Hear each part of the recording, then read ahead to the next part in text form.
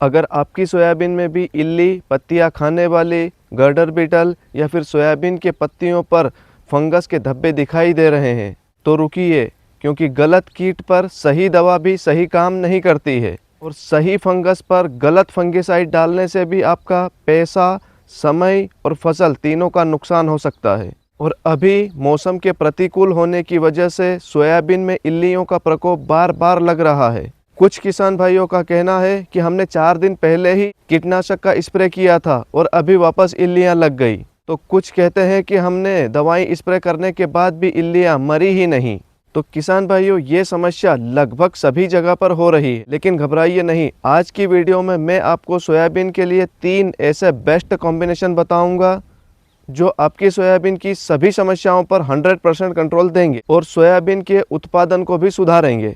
आज की वीडियो में मैं आपको बताने वाला हूं सोयाबीन के लिए बेस्ट इंसेक्टिसाइड, सोयाबीन के लिए रस चूसक कीट जैसे एफिड, थ्रिप्स, सफ़ेद मक्खी के लिए बेस्ट इंसेक्टिसाइड और सोयाबीन के लिए बेस्ट फंगिसाइड, और सोयाबीन का दाना चमकदार और मोटा बनाने के लिए टॉनिक, और स्प्रे में हम कौन कौन सी गलतियां कर देते हैं जिससे हमारी दवाइयां फेल हो जाती है।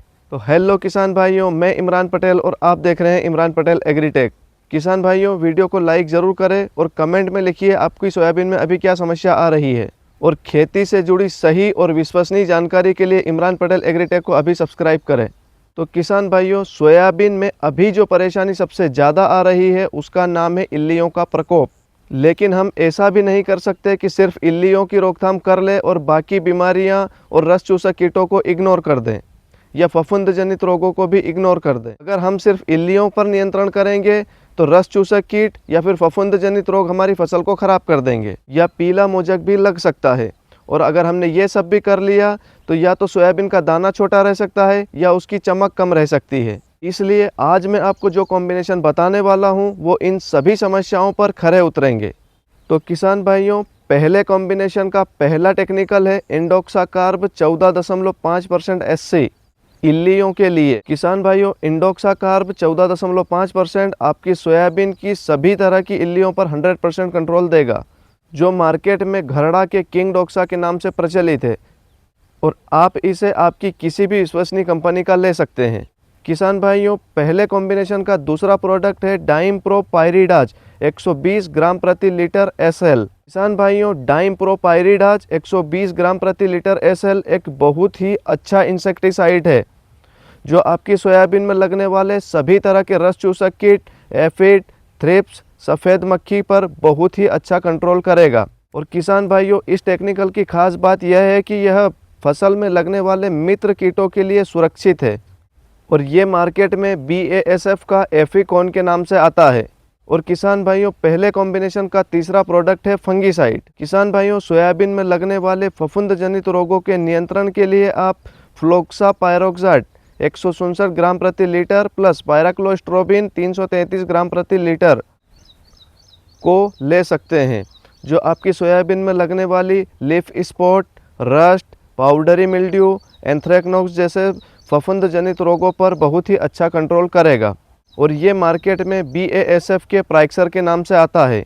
और किसान भाइयों, इसी कॉम्बिनेशन का चौथा प्रोडक्ट है 05234। किसान भाइयों, 05234 में फास्फोरस और पोटास उपलब्ध है जो आपकी सोयाबीन के दाने को चमकदार और मोटा बनाने में मदद करेगा। किसान भाइयों, अब बात करते हैं दूसरे कॉम्बिनेशन के पहले टेक्निकल की। किसान भाइयों, दूसरे कॉम्बिनेशन का पहला टेक्निकल इल्लियों के लिए फ्लूबेंडामाइड 39.35%। किसान भाइयों, फ्लूबेंडामाइड सोयाबीन में लगने वाली सभी इल्लियों पर व्यापक कंट्रोल देता है और ये मार्केट में टाटा की टाकुमी और बायर की फेम नाम से आता है।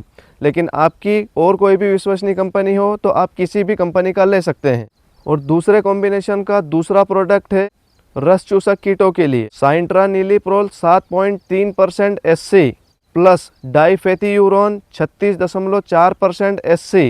किसान भाइयों, ये दोनों टेक्निकल का कॉम्बिनेशन सोयाबीन में लगने वाले सभी रस चूसक कीटों पर व्यापक कंट्रोल देता है, जो मार्केट में सिजेंटा का प्लेसिबा के नाम से आता है।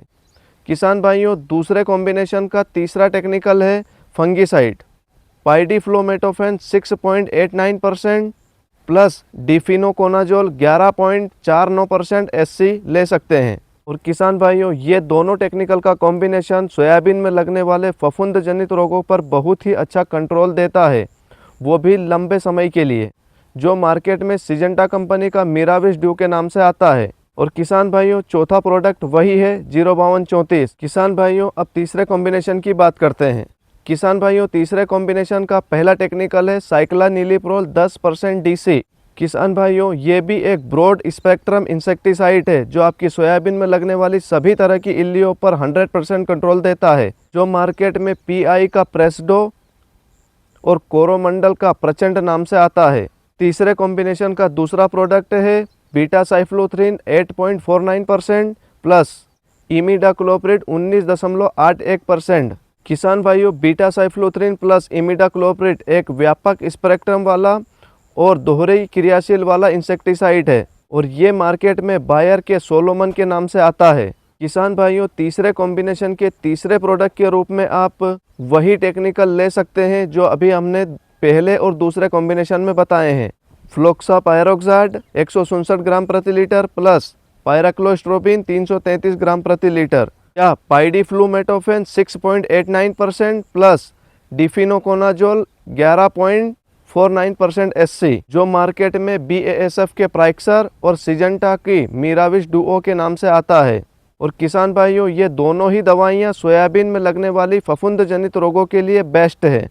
और किसान भाइयों, तीसरे कॉम्बिनेशन का चौथा प्रोडक्ट फिर वही है 05234, सोयाबीन के दाने को मोटा और चमकदार बनाने के लिए। किसान भाइयों, अब एक इम्पोर्टेंट बात समझिए, आप इन तीनों कॉम्बिनेशन में से कोई भी दवा ले सकते हैं जो आपने पहले स्प्रे ना की हो और जो मार्केट में आपको आसानी से मिल रही हो और जो आपके बजट के हिसाब से फिट बैठ रही हो।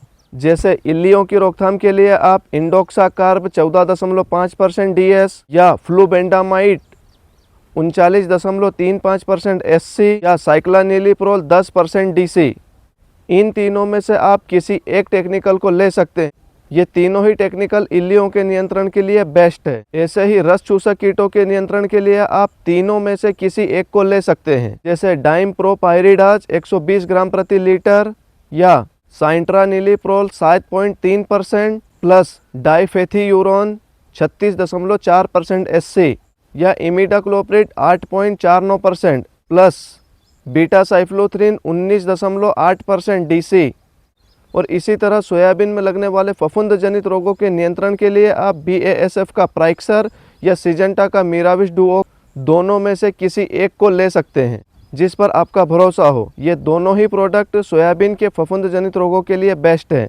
लेकिन किसान भाइयों, इन तीनों कॉम्बिनेशन में से आप कोई सा भी कॉम्बिनेशन ले, लेकिन उसमें सिलिकॉन बेस्ड स्टिकर चिप को जरूर मिलाएं, जिसे हम सिलिकॉन बेस्ड चिप को कहते हैं। उस किसान भाइयों, अब कुछ इंपॉर्टेंट पॉइंट्स पर बात करते हैं जिससे हमारी दवाइयाँ फेल होती है या हमें दवाइयों के रिजल्ट बहुत ही कम मिलते हैं। स्प्रे का तरीका, अगर आपने सही दवा भी ली लेकिन स्प्रे में गलतियाँ हो गई तो आपको रिजल्ट खराब मिल सकता है। इसलिए स्प्रे में साफ पानी का इस्तेमाल करें। स्प्रे में पर्याप्त पानी 150 से 200 लीटर प्रति एकड़ लें, जिससे आपकी सोयाबीन में पूरी तरह स्प्रे मिले। तेज हवा, बारिश की संभावना या अत्यधिक गर्मी में स्प्रे करने से बचें। स्प्रे में सिलिकॉन बेस्ड स्टिकर चिप को जरूर मिलाएं। एक ही टेक्निकल को बार बार स्प्रे करने से बचें। तो किसान भाइयों, अगर आपको आज की वीडियो में दी गई जानकारी अच्छी लगी हो तो वीडियो को लाइक करें और कमेंट में अगर आपकी कोई समस्या हो तो ज़रूर पूछें। मैं बहुत जल्दी कमेंट का रिप्लाई करता हूं। और खेती से जुड़ी सही और विश्वसनीय जानकारी सबसे पहले पाने के लिए इमरान पटेल एग्रीटेक को अभी सब्सक्राइब करें और बेल आइकन को दबाएं।